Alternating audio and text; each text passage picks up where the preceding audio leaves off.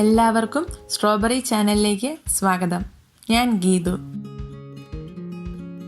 വെറും 2 ഇൻഗ്രീഡിയൻ്റ് കൊണ്ട് മാത്രം തയ്യാറാക്കാവുന്ന, വായിലിട്ടാൽ അലിഞ്ഞു പോകുന്ന ഒരു സ്പോഞ്ച് പുഡിങ്ങിൻ്റെ റെസിപ്പിയാണ് ഇന്നത്തേത്. ഇത് ഉണ്ടാക്കാൻ ഒത്തിരി കഷ്ടപ്പാടുമില്ല, ഒത്തിരി സമയവും വേണ്ട. വളരെ എളുപ്പത്തിൽ പെട്ടെന്ന് തയ്യാറാക്കാം. റെസിപ്പിയിലേക്ക് കിടക്കുന്നതിന് മുന്നേ നിങ്ങൾ ഈ ചാനൽ ആദ്യമായാണ് കാണുന്നതെങ്കിൽ സബ്സ്ക്രൈബ് ചെയ്യാൻ മറക്കരുത്. അതുപോലെ തന്നെ നിങ്ങൾക്ക് ഈ വീഡിയോ ഇഷ്ടമായ ലൈക്ക് ചെയ്യുകയും ഷെയർ ചെയ്യുകയും ചെയ്യണേ. ഇതിനായി ആദ്യം തന്നെ ഷുഗർ ഒന്ന് കാരമലൈസ് ചെയ്യാം. അതിനായി ഒരു പാനിലേക്ക് 3 ടേബിൾ സ്പൂൺ പഞ്ചസാര എടുക്കുന്നു. മീഡിയം ഫ്ലെയിമിലിട്ട് ചെയ്തു തുടങ്ങാം. ഷുഗർ ഒന്ന് ചെറുതായി അലിഞ്ഞു തുടങ്ങുമ്പോൾ ലോ ഫ്ലെയിമിലേക്ക് ആക്കണം.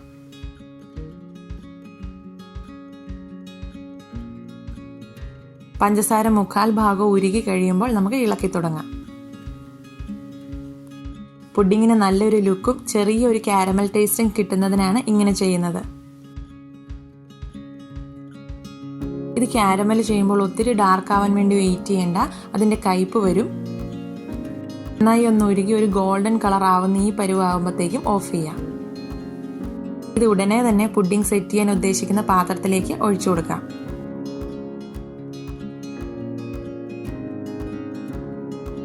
ഇത് നന്നായി ഒന്ന് ചുറ്റിച്ച് പാത്രത്തിൻ്റെ എല്ലാ വശങ്ങളിലും ഒന്ന് എത്തിക്കണം. അഥവാ ഇത് ചെയ്യുമ്പോൾ ഇത് പെട്ടെന്ന് കട്ടിയായി പോയെങ്കിൽ 10 സെക്കൻഡ് ഒന്ന് മൈക്രോവേവ് ചെയ്യുവാണെങ്കിൽ ഇത് ലൂസായി വരും. ഇതിപ്പോൾ എല്ലാ വശങ്ങളിലും ആയിട്ടുണ്ട്. ഇതിനി തണുക്കാനായി മാറ്റി വെച്ചിട്ട് പുഡിംഗ് തയ്യാറാക്കി തുടങ്ങാം. ഇതിലേക്ക് 2 മുട്ടയാണ് എടുത്തിരിക്കുന്നത്. ഇതിലെ ഉണ്ണിയും വെള്ളയും സെപ്പറേറ്റ് ചെയ്യണം. ഈ മുട്ടവെള്ള മാത്രമാണ് ഇവിടെ പുഡിംഗ് തയ്യാറാക്കാനായി ഉപയോഗിക്കുന്നത്. ഇതിലേക്ക് ഒരു 5 തുള്ളി വനില എസൻസ് കൂടി ചേർത്ത് ബീറ്റ് ചെയ്ത് തുടങ്ങാം. മുട്ടയുടെ മണം വരാതിരിക്കാനും ചെറിയൊരു ഫ്ലേവർ കിട്ടാനും വേണ്ടിയാണ് ഈ വനില എസൻസ് ചേർക്കുന്നത്. മുട്ടവെള്ളം കുറച്ചൊന്ന് പതപ്പിച്ചതിന് ശേഷം ഇതിലേക്ക് 4 ടേബിൾ സ്പൂൺ പഞ്ചസാര കൂടി ചേർത്ത് ബീറ്റ് ചെയ്യണം. ഒരു മുട്ടവെള്ളയ്ക്ക് 2 ടേബിൾ സ്പൂൺ പഞ്ചസാര എന്ന അളവിൽ നിങ്ങൾക്ക് എടുക്കാവുന്നതാണ്. ഞാനിവിടെ 2 മുട്ടവെള്ളയ്ക്ക് 4 ടേബിൾ സ്പൂൺ പഞ്ചസാര കൂടി ചേർത്ത് ബീറ്റ് ചെയ്യുന്നു. ഇവിടെ പൊടിക്കാത്ത പഞ്ചസാരയാണ് ഞാൻ എടുത്തിരിക്കുന്നത്. ഇത് ലോ സ്പീഡിലിട്ട് ബീറ്റ് ചെയ്ത് തുടങ്ങാം.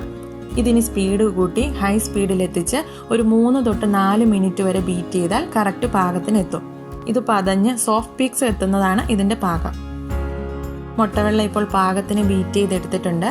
ഇതിനി പുഡിംഗ് സെറ്റ് ചെയ്യാനായി കാരമൽ ചെയ്ത് വെച്ചിരുന്ന ബൗളിലേക്ക് മാറ്റാം. ഇത് കുറേശ്ശെയായിട്ട് ലെവൽ ചെയ്ത് കൊടുത്ത് തന്നെ ഫില്ല് ചെയ്തെടുക്കാം. ഇത് ഫില്ല് ചെയ്യുമ്പോൾ പാത്രത്തിൻ്റെ ഒരു 1/4 ഭാഗം വരെ മാത്രമേ ഫില്ല് ചെയ്യാവുള്ളൂ. നിറഞ്ഞു നിൽക്കാൻ പാടില്ല. കാരണം ഇത് സ്റ്റീം ചെയ്യുന്ന സമയത്ത് ഇത് കുറച്ചൊന്ന് പൊങ്ങി വരും.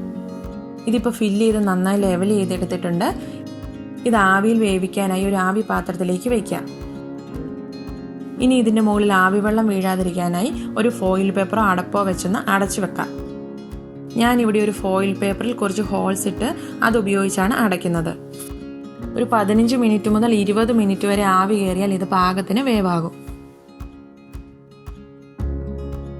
ഇതിപ്പോൾ ഇവിടെ 15 മിനിറ്റ് കഴിഞ്ഞിട്ടുണ്ട്. ഇതിനി ഒരു സ്പൂൺ ഉപയോഗിച്ചൊന്ന് പ്രസ് ചെയ്ത് നോക്കുകയാണെങ്കിൽ കട്ടിയായിട്ടുണ്ടെങ്കിൽ പുഡിംഗ് കറക്റ്റായി സെറ്റ് ആയിട്ടുണ്ടെന്ന് മനസ്സിലാക്കാം. ഇതിനി കുറച്ച് സമയം ഒന്ന് തണുക്കാനായി മാറ്റി വെച്ചതിന് ശേഷം ഒരു പാത്രത്തിലേക്ക് മാറ്റാം.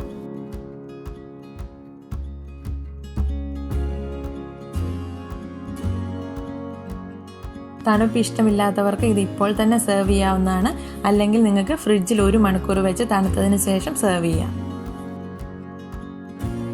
അങ്ങനെ വളരെ പെട്ടെന്ന് തന്നെ സൂപ്പർ സോഫ്റ്റ്, വായിലിട്ടാൽ അലിഞ്ഞു പോകുന്ന സ്പോഞ്ച് പുഡിംഗ് ഇവിടെ റെഡി ആയിട്ടുണ്ട്. നിങ്ങളെല്ലാവരും ഇതൊന്ന് ട്രൈ ചെയ്ത് നോക്കണം കേട്ടോ. നിങ്ങൾക്ക് ഇത് ഇഷ്ടമായാൽ നിങ്ങളുടെ ഫ്രണ്ട്സും ഫാമിലിയുമായി ഒന്ന് ഷെയർ ചെയ്യണേ. Thank you for watching. പുതിയൊരു വീഡിയോയുമായി ഉടൻ കാണാം. Bye bye, take care.